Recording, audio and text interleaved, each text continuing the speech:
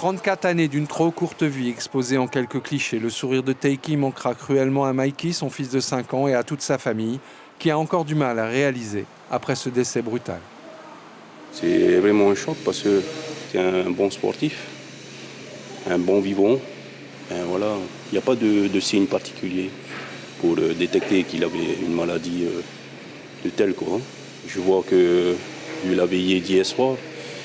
Le monde qu'il y avait qui soutenait, même sur les réseaux sociaux, ça m'a vraiment encore plus touché et puis ça m'a soulagé un petit peu parce qu'on avait besoin de ces moments, de cette présence pour apaiser un peu nos cœurs. Teiki travaillait dur avec ses camarades du club Ifremer Va'a en vue de la Hawaii Kinui. Le barreur s'est écroulé d'un coup sans qu'aucun signe avant-coureur n'ait alerté ses camarades.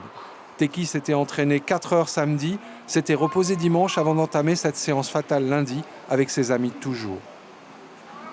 Teiki, c'était le type qui ne râlait jamais, qui était toujours réservé, qui parlait peu. Mais quand il avait quelque chose à dire, c'était pour faire rire l'équipe. Quand il voyait qu'on était un peu fatigué, il savait ce qu'il faisait, il avait plein de projets.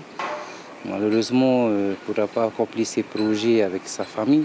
Moi, je n'ai pas eu de signe de faiblesse de sa part. Après, tu sais, un rameur, quand tu lui dis, tu vois qu'il est fatigué, tu dis, bon, hein, tu reposes. Ils se disent que c'est une préparation pour le Hawaii Kinui, donc ils veulent être prêts, se préparer pour le Hawaii Kinui.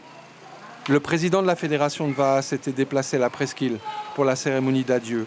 Les décès de rameurs existent, mais ils sont peu fréquents dans une discipline qui applique pour ses licenciés les précautions médicales habituelles du monde sportif. Nous avons un examen, le certificat médical qui est exigé par toutes les fédérations.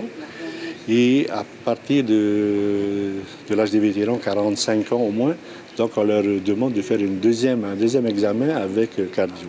Mais nous, jusqu'à aujourd'hui, notre fédération, on demande à ce que chaque année, chacun passe une visite, leur visite médicale. Après une cérémonie dans l'église que Teiki fréquentait chaque dimanche, le rameur a été inhumé en fin d'après-midi, entouré des siens.